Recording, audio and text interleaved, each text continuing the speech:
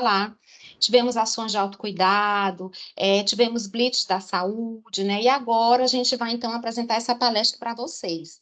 Mas a gente quer lembrar vocês que, na verdade, cuidar da saúde mental não tem mês, né? É de janeiro a dezembro, O que a gente precisa é priorizar as práticas de autocuidado conosco, tá certo? Bom, então, eu queria primeiro dizer a vocês que essa palestra ela será gravada, e com isso eu quero pedir o consentimento de todos vocês que estão aqui.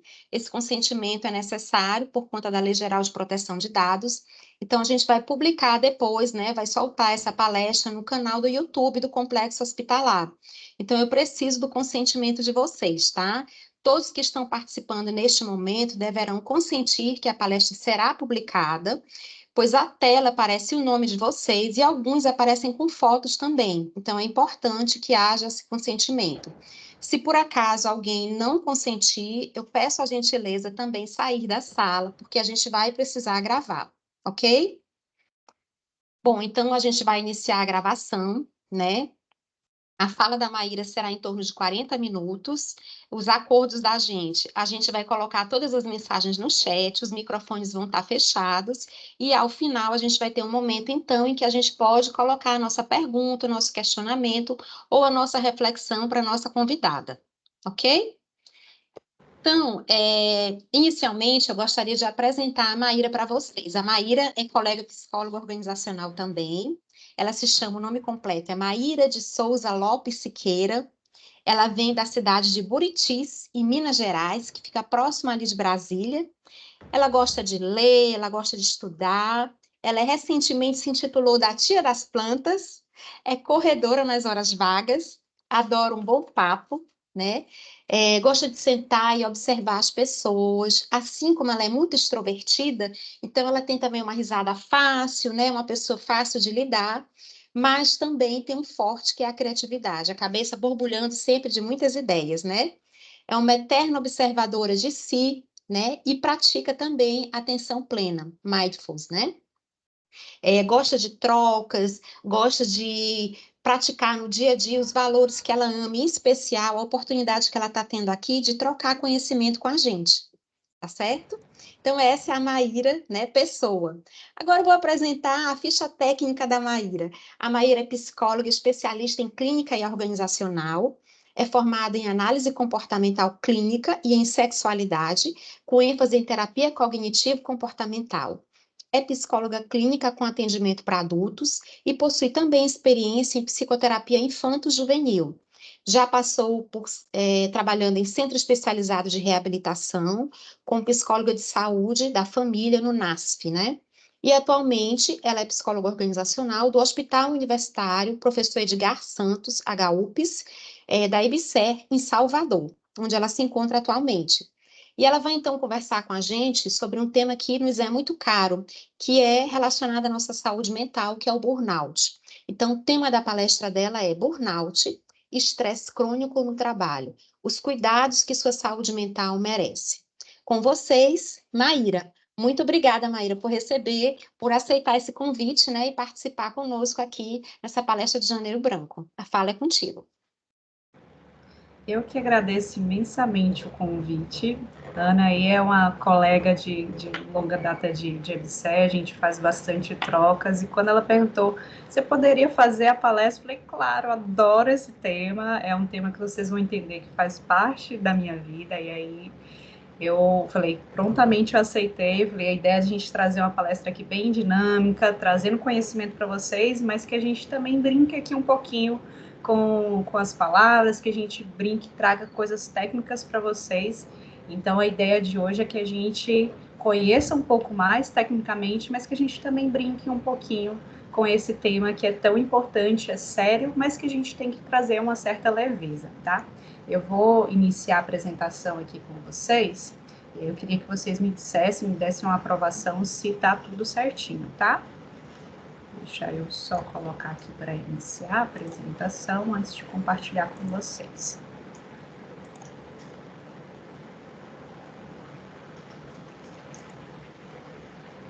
Vocês estão me escutando tudo certinho, né?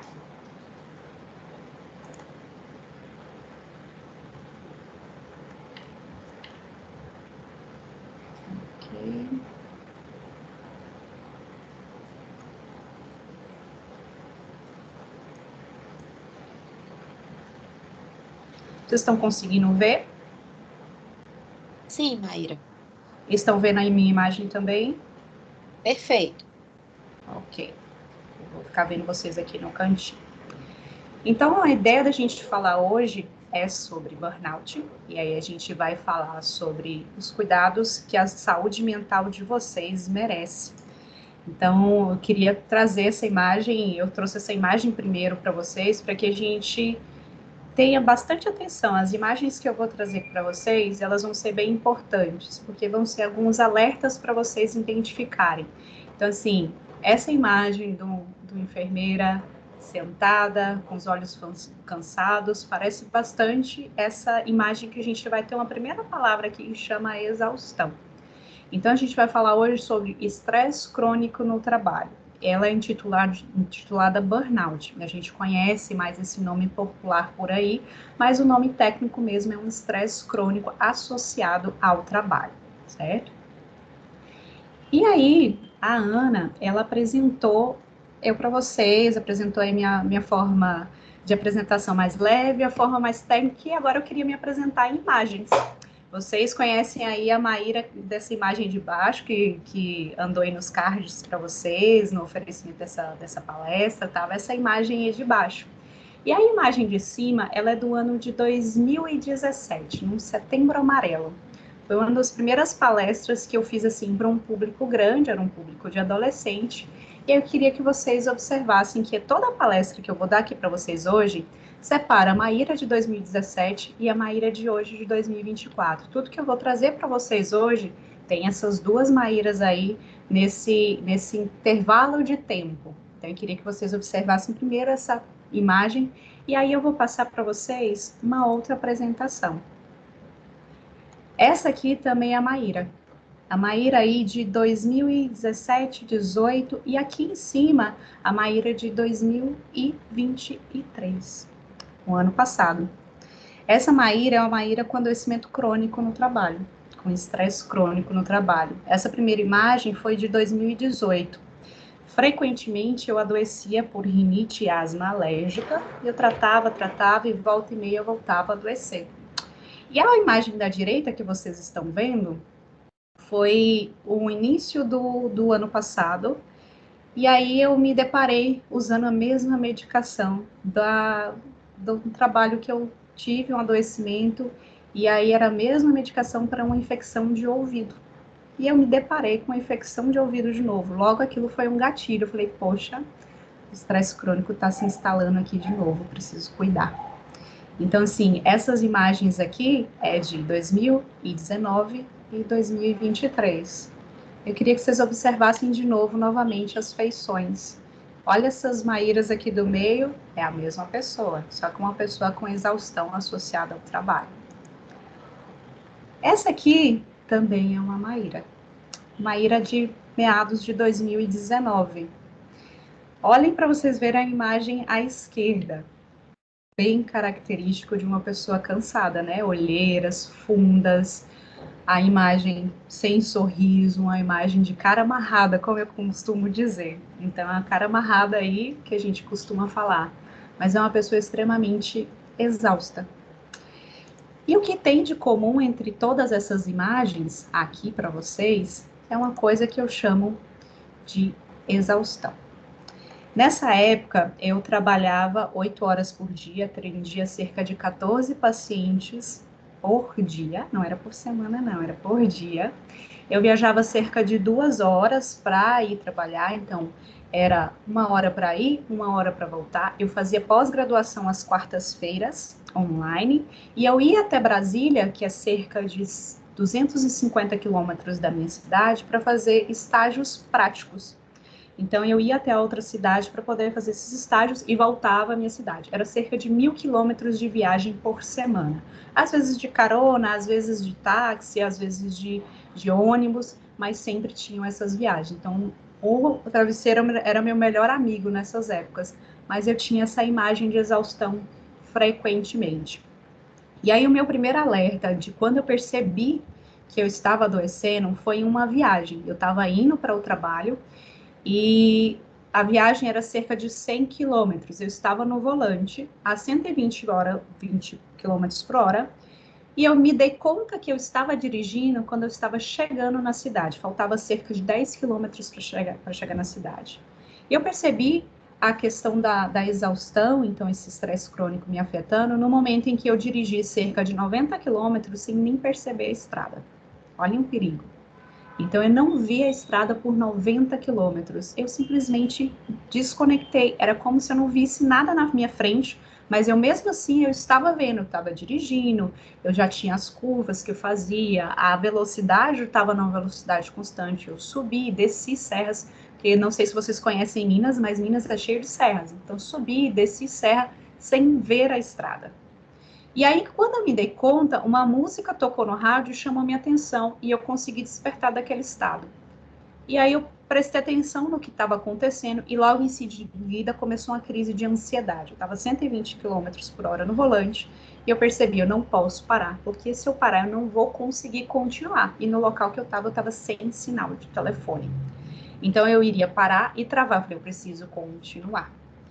E aí eu continuei, e um dos exercícios que eu fiz foi a respiração diafragmática, que faz parte do Mindfulness, que a Ana explicou para vocês. Desde essa época eu sou praticante da respiração ativa.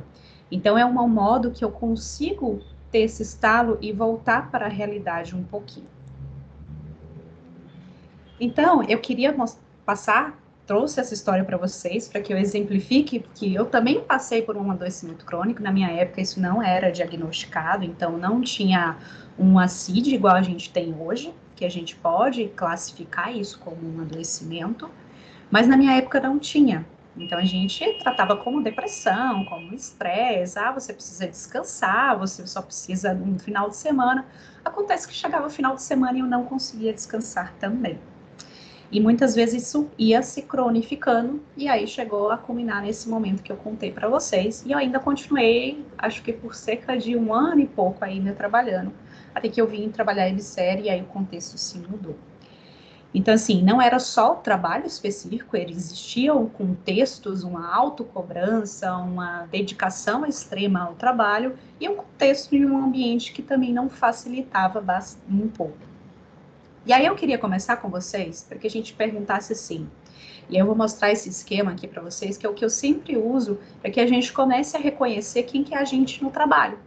Então a gente sabe muitas vezes quem a gente é, quem eu sou pessoa. A gente mostrou aí para vocês a Maíra pessoa e a Maíra trabalho, que é essa pessoa técnica. Mas saber quem é você no trabalho vai muito mais a dizer, eu sou Maíra, formada especialista em psicologia organizacional, psicologia clínica, vai muito mais além disso. E aí a gente começa com a primeira pergunta. Se vocês tiverem papel e caneta na mão, vão anotando aí com vocês, ou vão anotando no lado, ou vão fazendo essa reflexão durante a palestra, tá? Se quiser tirar foto, pode ficar à vontade. A gente vai falar assim, primeiro, quem sou eu? A visão que vocês têm sobre trabalhar. O que é o trabalho de forma geral para vocês? Como é trabalhar? Como é que vocês lidam com o mundo do trabalho?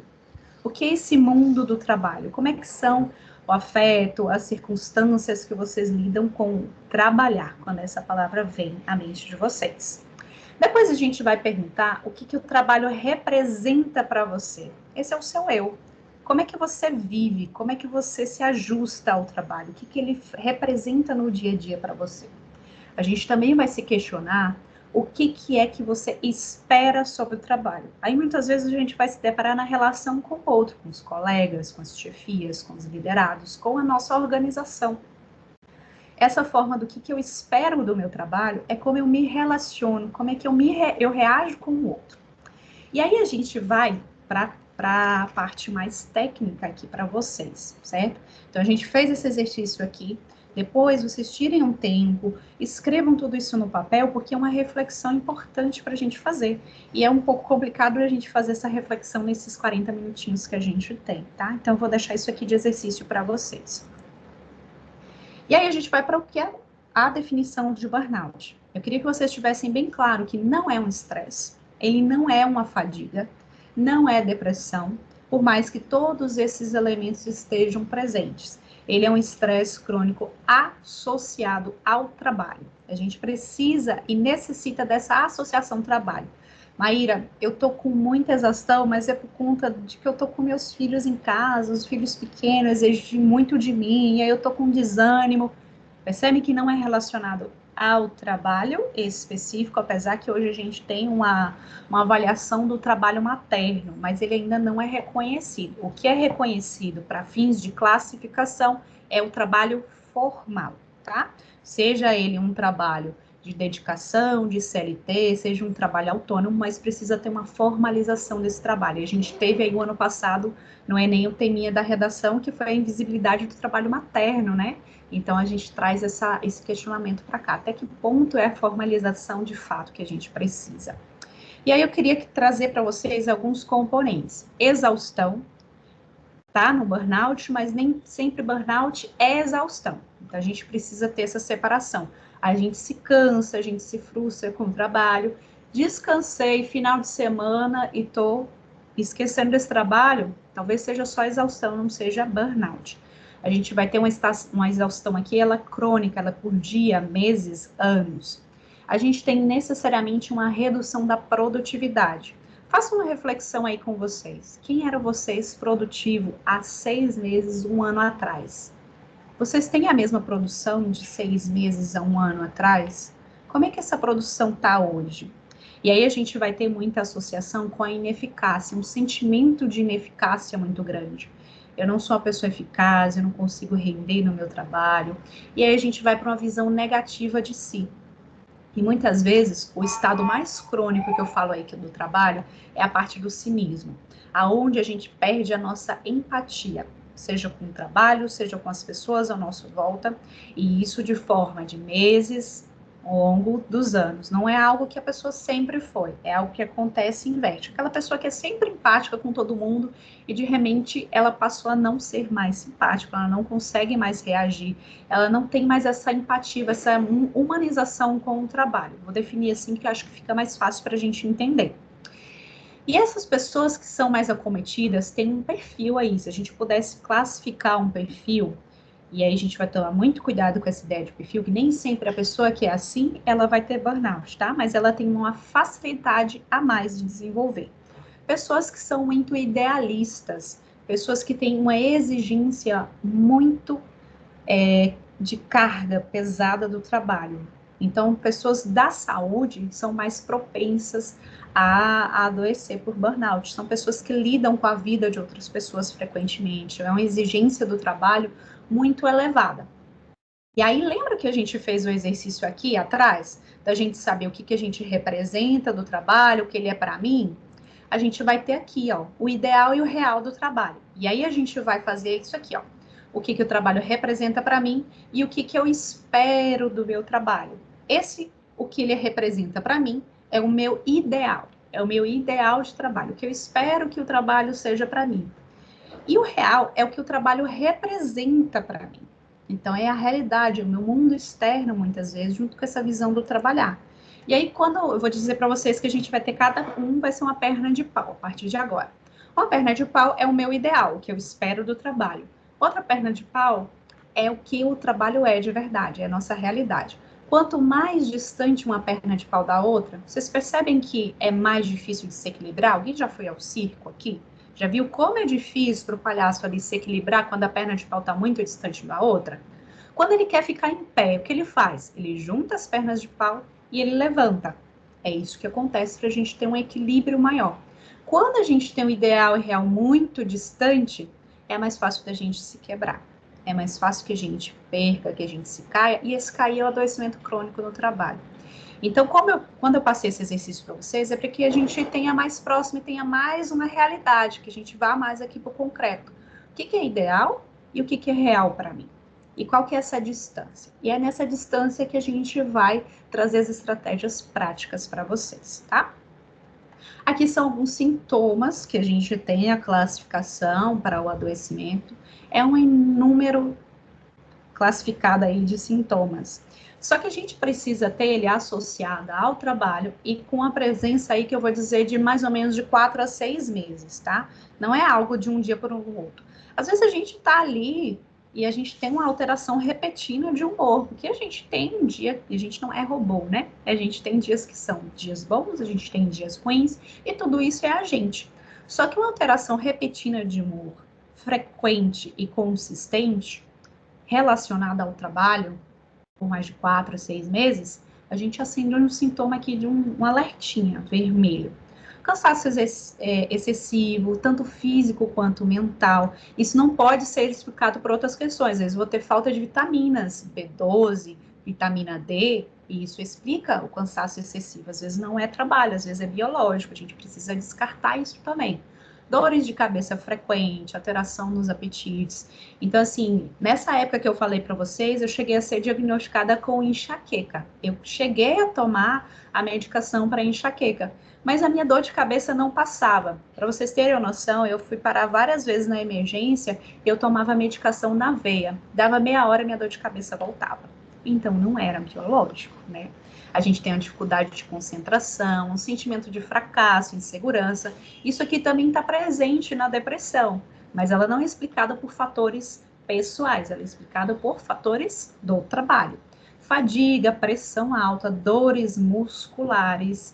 Então, assim, a gente tem aí frequentemente ponto gatilho. Quando vocês forem a um fisioterapeuta ou um ortopedista especialista em dor, ponto gatilho às vezes está associado, a gente precisa ter atenção. Claro que é um complexo, e quem está apto a fazer esse diagnóstico, psiquiatra e psicólogo. Nunca se automediquem nessas situações, porque precisa ter um acompanhamento profissional, até para poder ter o tratamento adequado e o acompanhamento adequado, que é em terapias contextuais, que é em terapias comportamentais, tá? Todo mundo está exausto, mas ninguém sabe o que isso significa. Então, hoje em dia, todo mundo está exausto. A exaustão, gente, ela é a gente ir de um ponto e a gente não conseguir ir mais longe. Então, é como se fosse uma linha de chegada. A gente está vendo a linha de chegada, mas eu tive ali uma cãibra no meio do caminho, não consigo chegar. O que é burnout? É eu ter essa cãibra e mesmo assim eu continuar. E eu não vejo a linha de chegada. Lembra que eu falei com vocês que eu não via a estrada? A gente não vê a linha de chegada, a gente continua por dias, semanas, anos. A gente continua a produzir mesmo na falta de força necessária. Então, às vezes poxa, eu só tenho força para fazer um plantão de 12 horas, mas eu continuo fazendo um plantão de 24 horas, que eu preciso disso. E aí a gente vai voltar lá no triângulozinho que eu mostrei para vocês. O que é esse precisar?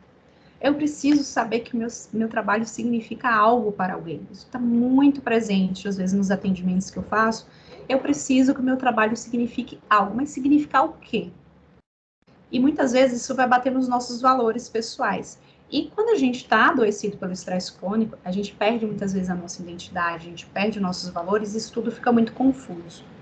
Então, eu preciso saber o que é esse significado do trabalho. Significar o quê? Para quem? E aí a gente vai voltar lá naquele triângulozinho que eu dei a imagem para vocês. O que é trabalhar no mundo? É um trabalho, muitas vezes, que a gente tem um mito de trabalho que a gente precisa se esforçar ao máximo para ser reconhecido. Muitas vezes, quando eu pergunto às pessoas qual é a imagem de um trabalhador de sucesso para você, vem aquele trabalhador lindo, numa casa maravilhosa, com uma família grande, todo mundo lindo. Geralmente é branco e bem vestido. Eu costumo falar isso porque é a imagem que nos vem à cabeça. E muitas vezes a gente não tem a ideia de sucesso de trabalho como um trabalho braçal, às vezes como um trabalho de prestação de serviço. A gente não vê um sucesso. E aí eu vou deixar uma dica para vocês de filme. Tem um filme na Netflix que chama Trabalho. É um seriado e aí ele vai mostrando, e eu achei muito curioso, que ele mostra uma camareira. E a camareira é extremamente satisfeita com o trabalho dela, trabalha mais de 30 anos com essa função. Então, ela foge do que é esse trabalho de sucesso, que muitas vezes é um mito do que é sucesso. Muitas vezes a gente olha assim, vou falar aqui que a maioria dos trabalhadores da EBSERH são trabalhadores em enfermagem, técnicos de enfermagem, e o sucesso em trabalhar está muitas vezes nos hospitais universitários. Quando a gente vai ver, poxa, aonde eu queria trabalhar? Aí às vezes a gente vai ver, eu vi o Hospital das Clínicas ou a maternidade lá longe, eu sonhava em trabalhar lá. Olha o significado desse trabalho. A gente sonhou em trabalhar no hospital universitário. E aí isso vai perpassar também o que o trabalho representa para vocês, porque a gente sabe que o trabalho em serviço público é diferente, muitas vezes, do que a gente aprende na teoria. E a prática é diferente do que a gente aprende na teoria, que a gente estudou lá na enfermagem, ou a gente estudou às vezes na psicologia, na fisioterapia, ou a gente viu ali no assistente administrativo, a gente viu ali manipulação de planilhas, de relatórios. Quando a gente vai para a prática, isso é diferente. Então a gente precisa olhar também o que eu espero do meu trabalho, o que ele representa, qual é essa realidade e o que eu estou esperando dele. Eu estou esperando aplicar aquela teoria maravilhosa e linda que eu vi, ou eu estou esperando ser um pouquinho mais real e pautado? O que eu quero que esse trabalho signifique para mim? Até que ponto eu estou indo? Qual é o meu limite? São perguntas que a gente precisa se fazer no dia a dia do trabalho. Certo até aqui, gente? Como é que tá por aí? Tá muito denso? Tá ok? Pra gente dar uma continuada. É bastante técnico. Agora a gente vai para a prática um pouquinho. Então, eu queria saber de vocês se até agora vocês conseguiram entender. Se vocês puderem dar um feedback aqui para mim, Ana, se tá tudo ok até agora com a teoria. Dá pra gente seguir? Tá, né? E aí a gente deixa as perguntinhas para o final. Então, a gente vai parar com a parte técnica aqui, porque eu queria que vocês entendessem. Vamos deixar esse exercício para vocês fazerem depois. E aí, a gente, se vocês quiserem compartilhar no final também essa parte do exercício, a gente pode fazer, tá? E aí, vou passar para a parte prática agora. A gente viu o que significa burnout, como é que a gente pode adoecer, o que é importante a gente ter essa consciência desses questionamentos no dia de trabalho, tá? Só que não basta a gente perceber que a gente adoeceu, a gente precisa lidar com isso. Como é que a gente vai lidar com isso no dia a dia, tá? E aí, a gente precisa saber que a gente às vezes se esgota no trabalho quando o que eu estou esperando é além ou aquém do que eu quero fazer. Então, eu queria que vocês sempre tivessem essa frase sempre. O que eu estou fazendo é aquém do que eu espero? É além do que eu posso? Isso é importante para a gente questionar. E vai naquele triângulo que eu falei com vocês. E aí a gente vai ter mais 2 pontos de alerta. O primeiro ponto de alerta foi exaustão, certo? Anotem isso se puderem. Sempre que tiverem exaustão, é um ponto de alerta. E a gente vai ter mais esses 2 pontos de alerta aqui para vocês, tá? O valor do trabalho e o reconhecimento, tá? Valor do trabalho. Quando você precisar provar o seu valor, quando você não conseguir se desligar do trabalho, o trabalho for acima de tudo para você. Ah, eu preciso parar para almoçar. Não, deixa eu só terminar esse relatório, deixa eu só mandar esse e-mail. Alerta. A gente tem horário específico de almoço por conta disso. Eu sei que às vezes na assistência é complicado a gente se desligar, mas é preciso a gente ter, vamos dizer que estratégias para que a gente consiga cumprir. Claro que a gente não vai deixar de assistir o paciente ou não vai deixar de cumprir a nossa demanda de trabalho, mas tem estratégias para o trabalho não pode ficar acima da minha alimentação. O trabalho não pode ficar acima do meu bem-estar, da minha satisfação, da minha família. Então, às vezes, vou levar trabalho para casa, sábado, domingo, feriado, ou quando eu não estou escalado para plantão. Olha, tem cuidado quando não conseguir se desligar do trabalho. A gente precisa se desligar do trabalho. Não colocar limites e sempre aceitar o que é colocado. A gente tem que fazer, eu costumo falar, a gente não é só CPF, a gente é CNPJ também. Então, a gente precisa cumprir as nossas responsabilidades, mas a gente também tem os nossos limites, as situações impostas, e muitas vezes a gente precisa dialogar. Lembra quando eu falei o que é requerido do trabalho, esse outro? É o momento que a gente vai fazer a negociação, certo? A gente precisa negociar e conversar sobre os nossos limites no trabalho. A gente precisa ter essa abertura para o diálogo sempre, certo? É uma coisa que eu sempre bato na tecla sobre o diálogo institucional no ambiente de trabalho. A gente precisa ter essa maior abertura para poder falar maior livremente. Reconhecimento. A gente precisa reconhecer que a gente tem um problema, muitas vezes. Quando a gente passa a ser intolerante com nós e com os outros, também é sinal de alerta. Mudanças repentinas de comportamento. Isso sempre vai ser. A pessoa sempre foi assim e aí de repente ficou diferente. Nunca é de repente. Sempre tem algum motivo. É importante a gente ver. Será que está uma demanda alta? Será que a exigência está alta demais? E muitas vezes o burnout ele não pode ser intitulado só como responsabilidade do trabalhador. Isso eu sempre falo. A instituição tem que caminhar junto com o trabalhador. Se o trabalhador quer ter um bem-estar no trabalho, mas eu não tenho espaço de diálogo, se eu não consigo colocar meu limite, como que eu não vou adoecer? Se eu tenho horas extensas de trabalho, eu tenho uma carga muito elevada, uma exigência muito alta no trabalho, isso vai ser um fator de me adoecer também. Então, a organização tem que estar junta para que essas mudanças de comportamento sejam observadas. Não é só responsabilidade do trabalhador esse adoecimento. É o estresse crônico relacionado ao trabalho. O trabalho envolve organização, envolve cultura e envolve trabalhador. Envolve tudo isso. Quando a gente tem essa perca de valores pessoais, a nossa identidade. E ter atenção, se tudo é burnout, nada vai ser burnout. A gente se esgota, todos nós já passaram. Já aquele dia que a gente chega em casa, a gente não consegue nem comer, só deita na cama e dorme. Todo mundo já passou por isso. Então é aquela ideia que eu falei para vocês, todo mundo está exausto, mas ninguém sabe o que significa. Se você está chegando todo dia e não está conseguindo nem comer e precisa ir dormir direto, atenção. Se isso se repete por meses, é preciso atenção, certo? Uma vez ou outra, às vezes o nosso trabalho vai nos exigir, isso chama exaustão, isso não é burnout. Burnout, ele é estresse crônico. Crônico, 4, 6 meses, vou colocar um lapso temporal aqui para a gente ter uma noção. Ele precisa ser frequente, tá? Para que a gente tenha essa exaustão passando do limite, essa exaustão se tornando burnout. E aí eu tenho um exemplo clássico do trabalhador burnout, que a gente chama Lula Molusco. Se vocês terem ideia, olha aqui, o olho baixo, é porque o Lula Molusco não tem olheira, mas aqui também teria olheira, o sorriso de meio canto. O Lula Molusco é um trabalhador clássico com um cafezinho, ó, sempre pronto.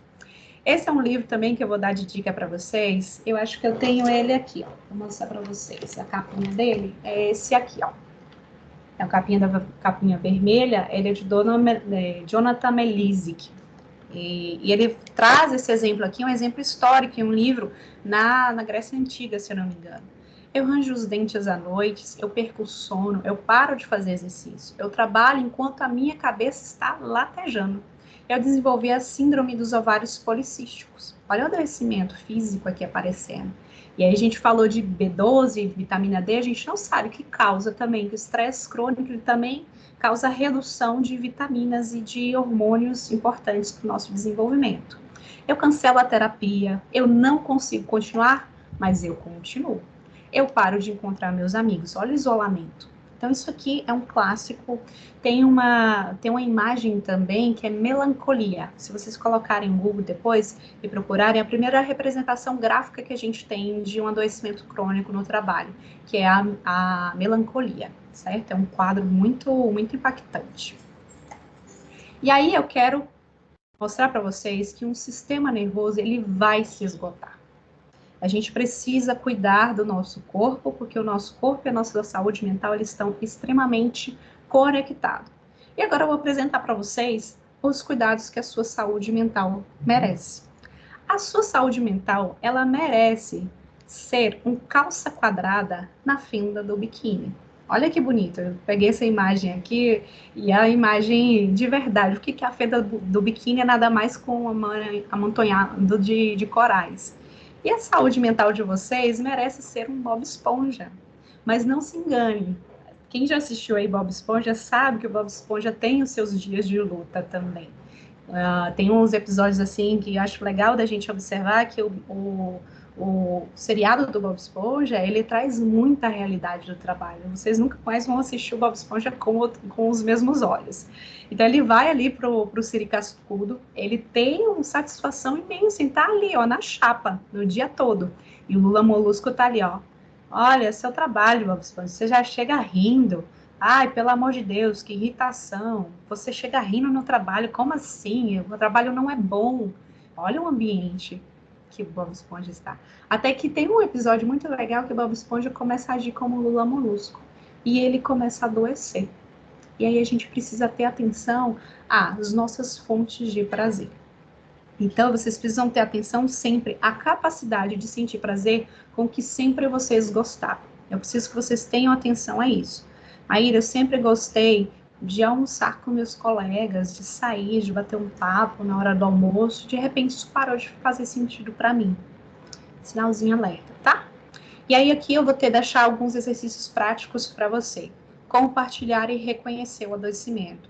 Autoconhecimento vai ser muito importante nesse momento. Aprender a se regular emocionalmente. Respiração. Lembra que eu contei a historinha para vocês? O que me ajudou a regular a emoção naquele momento foi respiração diafragmática e foi o relaxamento muscular progressivo. Depois essas técnicas eu posso passar para vocês, se vocês quiserem, elas escritas ou em vídeo, que elas são bem bacanas para lidar no dia a dia. E autoconhecer, que é aquele triângulo que eu mostrei para vocês, esse autoconhecimento do trabalho. Inicia por ali, pode ser que a gente precise aprofundar com acompanhamento profissional também, tá? Buscar o equilíbrio, olha aqui a instituição entrando, comunicação, flexibilidade comportamental, limites entre o pessoal e o profissional.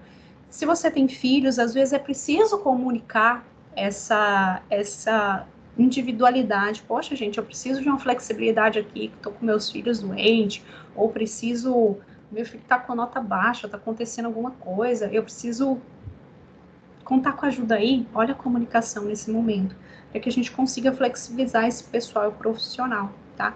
E comunicação, eu sempre falo muito da comunicação com todos vocês, é muito importante para que a gente consiga balizar esse equilíbrio aqui, tá? E mais importante ainda, e aí eu queria que vocês dessem um destaque total a essa parte aqui, ó. Rotina de autocuidado e desconexão. Eu acho que da palestra aqui, de tudo que eu passei para vocês, isso é o mais importante. E aí, a rotina de vocês, ela precisa ter diariamente sono, exercícios físicos, uma boa alimentação, que eu vou mostrar para vocês aqui rapidinho, uma coisa que chama microbiota intestinal. Eu acho que alguns de vocês da área da saúde conhecem mais, mas é importante para a redução de estresse e para ter prazer no dia a dia no trabalho. Então, assim, atividades que reduzam estresse, ter vida fora do trabalho, a gente é preciso ter vida fora do trabalho. E aí a gente vai ter vida além desse estresse crônico no dia a dia. Então é importante que a gente cuide principalmente do nosso sono e da nossa alimentação, certo? Ela vai ser o nosso mantra a partir de hoje, sono e alimentação. E ter as atividades prazerosas. Com sono e alimentação fica mais simples, não vou dizer que é fácil, mas fica mais simplificado a gente verificar as nossas atividades prazerosas no dia a dia. Vou passar aqui para vocês uma coisa mais técnica, só para a gente ter uma ideia, eu vou falar aqui só do triptofano. Algumas pessoas conhecem ele porque ele está ali no chocolate, está nos lácteos, mas para que ele seja processado, a gente precisa de carboidrato, para a gente formar as proteínas essenciais do eixo 5HT. Maíra, o que é isso que você está falando? Você falou grego comigo.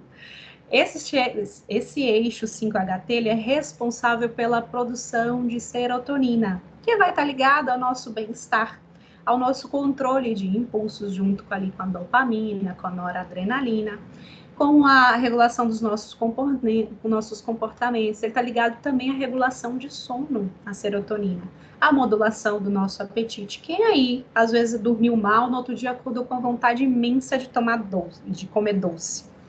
É responsável aqui desse eixo, às vezes, que não está regulado, certo?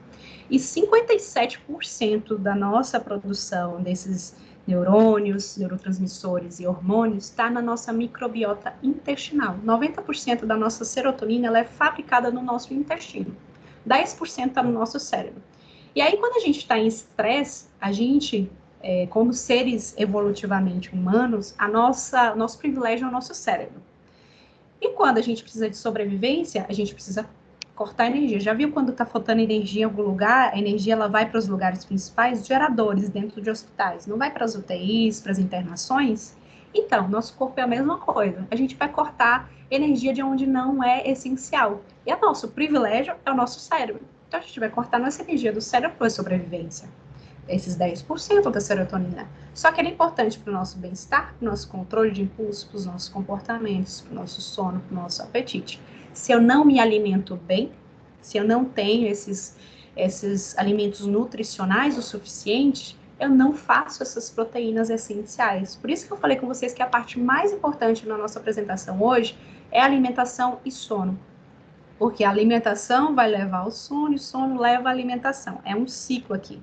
E com alimentação e sono, eu tenho mais essas atividades prazerosas que reduzem o nosso estresse. Então, se você está com exaustão, primeiro ponto de tudo, Maíra, não sei por onde começar. Comece com alimentação e sono. Eu sei que vocês que trabalham com plantão, que trabalham com rotina de trabalho de turno, é muito difícil. Então, assim, é importante a gente ter uma higiene do sono adequada. E aí a gente teria só uma outra palestra só sobre higiene do sono, mas eu queria deixar para vocês claro que essa higiene do sono nada mais é do que ter hábitos regulares de sono, acordar, dormir no mesmo horário, ter alimentação adequada nos mesmos horários. E aí, às vezes, isso é um pouco complicado com a rotina, mas o quanto mais eu conseguir fazer, melhor é para o meu sono, melhor para a minha alimentação, certo? E aí, triptofano só se produz com alimentação adequada e sono adequado também, certo? E aí, por último, eu vou deixar uma atividade aqui mais prática para vocês também. Então, primeiro passo de todos, ter atenção. Vou fazer um resuminho aqui para vocês e terem ideia do que a gente trabalha hoje. Então, assim, exaustão, sintoma de alerta. Tenho ali o triângulo de vocês com listados o que é o trabalho, como é o trabalho, o que o trabalho representa para mim. Sono, alimentação, desconexão. Gente, desconectem de notificações. Nosso cérebro está toda hora tendo alertas. Isso estressa o nosso organismo. Reduzam notificações, desliguem o celular, botem em modo avião, só atendam ligações importantes. E aí, por fim, depois disso tudo, vou deixar uma coisa bem prática, que vocês podem fazer um exercíciozinho também, fazer uma listinha aí de atividades que descansam vocês. Listem, o que me descansa? Eu mesmo, gente, assisti Dr. House, me descansa muito. Não entendo porquê, mas às vezes é porque eu gosto de entender cérebro, eu gosto dessas coisas meio maluquinhas, e aí eu adoro. Minhas plantinhas, que eu falei que eu virei tia das plantas, né? Corrida, na verdade, a corrida, ela me faz bem. E aí a gente vai para as atividades que me fazem bem. Cuidar de plantinhas, elas me descansam. Corrida, ela me faz bem. Então, a gente também tem que listar as atividades que fazem bem. Eu gosto, às vezes, de fazer trabalhos manuais, então, crochê, macramê, isso me faz bem, não me descansa, me faz bem. E a gente precisa ter essa clarificação. E a gente vai listar também uma coisa que não é muito legal, atividades que me cansam. O que me cansa? Às vezes, ter uma discussão, às vezes, ter que elaborar um relatório, por exemplo, é uma atividade que me exige um esforço. Quando eu vou elaborar um relatório, não é uma atividade que me cansa, mas é uma atividade que me exige esforço. E aí a gente vai trabalhar nesse quadrante assim, ó, tá? Na horizontal. Ou horizontal não, vertical, né? Troquei. Na vertical. Quando eu tiver atividades meus dias que me cansam, e aí entra o autoconhecimento que eu falei para vocês, eu vou usar atividades que me descansam. Então, quando eu tô cansada, eu vou pra televisão assistir um Dr. House. Gente, hoje eu cheguei esgotada, não consigo nem comer. Tô tão cansada que eu não consigo mover minhas pernas. Eu vou para Dr. House e depois eu vou me alimentar, que aí eu vou conseguir descansar. Quando eu tenho atividades que me exigem esforço, então fiz um relatório. Hoje, por exemplo, apresentando para vocês, é uma atividade que me requer um esforço mental. Então, eu vou fazer atividades que me fazem bem. Então, aqui terminando com vocês, eu vou ter um almocinho legal, uma coisinha que me traz um bem-estar, que é montar minha mesa, e ter ali uma mesa bonitinha. Então, eu vou fazer uma atividade que me faz bem, porque eu tive uma atividade que me requer um esforço mental. É importante que vocês estejam isso listado, não confiem muito bem no cérebro, porque o nosso cérebro, ele nos prega umas peças de vez em quando. Anotem e de vez em quando voltem ali e revisitem essas estratégias que vai ajudar muito no dia a dia de vocês. Vou deixar aqui meu e-mail, se vocês quiserem ter contato, e aí a gente passar agora para nosso bate-papo aqui, para a gente ter um pouquinho de ideia de como que vocês absorveram isso aí, dúvidas, o que tiver.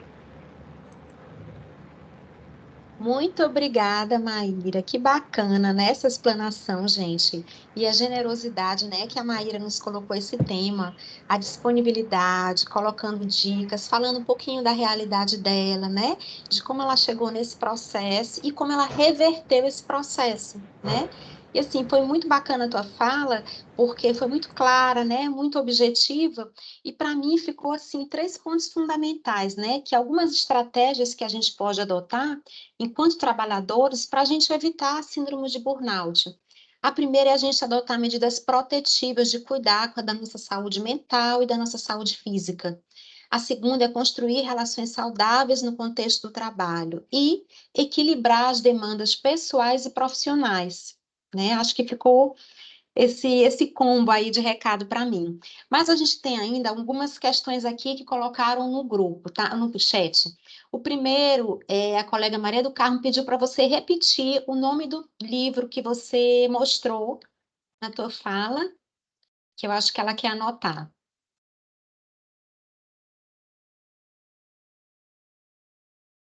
Tá desligado, Maíra, o microfone.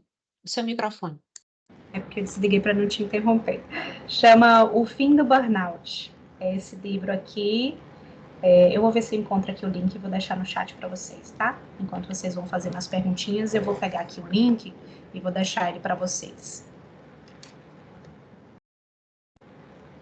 Pronto, a outra questão foi a colega Liliane que nos colocou a seguinte dúvida. Como fazer quando a gente acha que a gente deu o nosso melhor e nunca a chefia acha o suficiente? Sempre a demanda se torna muito maior do que você já fez. Sim, essa é uma questão que lembra que eu falei que perpassa pela comunicação. Então, assim, a gente precisa estreitar esses laços de comunicação, certo? E também, e ali, naquele triângulo que eu falei para vocês, o que o trabalho representa para mim?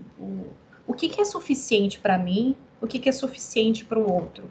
E é nesse momento do que o trabalho representa para mim que eu preciso alinhar. O trabalho representando para mim vai ser essa minha relação com o mundo.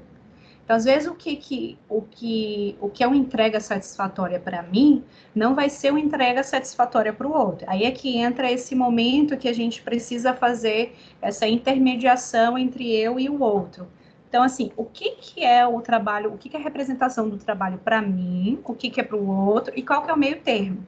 E aquela coisa, guerra de braço dentro da organização não vai levar a lugar nenhum. Um ganha, um perde. A gente vai ter as relações aqui que a gente fala da administração de pessoas, ganha, ganha, perde, perde, não é nem ganha, nem não pode ser essa relação. É um ganha, ganha, sempre. Às vezes vai ser perde, perde. Às vezes vai ser um ganha, perde. E aí a gente precisa aprender a ir nesse cabo o tempo todo para ajustar. Então, assim, o que não está suficiente para a sua gestão? Se já chegou, é uma questão que eu levo o questionamento. O que não está satisfeito a ela? O que não está suficiente?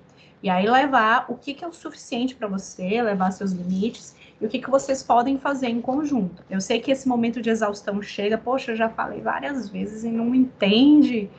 E aí, às vezes a gente precisa dessa abertura para essa comunicação. E muitas vezes a gente não vai ter uma comunicação direta, a gente vai precisar de uma intervenção de um terceiro, certo? Em todas as redes, sempre onde eu vou, eu falo que a gente tem as mediações de conflito. Então, acho que aí vocês também têm, né, Ana, as comissões, que a gente consegue fazer essas mediações, a psicologia organizacional também consegue fazer esses momentos de intervenção entre essa comunicação, que às vezes duas pessoas a gente não vai, chega num limite onde a gente não consegue conversar mais. E aí precisa sim da intervenção de um terceiro para ajustar esse triângulo, né? O que é meu, o que é do outro, o que a organização está esperando de mim.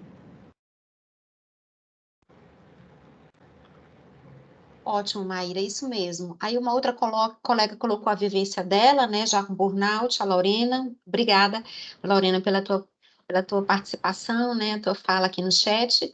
A gente colocou algumas dicas de livros, tá, para vocês, além do que a Maíra já colocou, né? E eu coloquei aqui um lembrete de que a gente tem aqui no Complexo Hospitalar a Casa Viva, que é um espaço de acolhimento do trabalhador, em que a gente faz a escuta psicológica, a auriculoterapia, o relaxamento sensorial, a massagem, a ventosa terapia e a atividade física com orientação de profissionais de educação física. A Casa Viva funciona de segunda a sexta, né? De 6 da manhã às 18 horas, tá certo? Então, todos sintam-se convidados. E aí, gente, vamos aproveitar aqui o tempinho da Maíra, que já está terminando. Fiquem à vontade, viu? Eu sei que é um tema complexo, gente, e assim, Vão ter algumas coisas ainda que vão ser digeridas depois. Eu sempre costumo falar assim: conhecimento a gente digere aos poucos, a gente vai aprendendo a lidar com isso aos pouquinhos, a gente vai entendendo. E assim, não deixem de voltar e repetir, fazer esse exercício. E, e é sempre uma autorreflexão contínua. Eu coloquei ali no início da minha apresentação para vocês que eu sou uma eterna observadora de mim. E a gente não vai ter o melhor dos mundos sempre. E a saúde mental no trabalho, ela é dinâmica. A gente, às vezes, não tem controle sobre as coisas que nos vão acontecer ou as coisas que acontecem no dia a dia. A gente não é robô. Se fosse, a gente não estaria aqui conversando e falando sobre esse tema. E a gente sempre precisa ter atenção a essas situações. E a colega colocou a experiência dela com burnout, e aí eu queria completar até a fala, porque a pessoa que passa por burnout, ela vira uma eterna vigilante de si.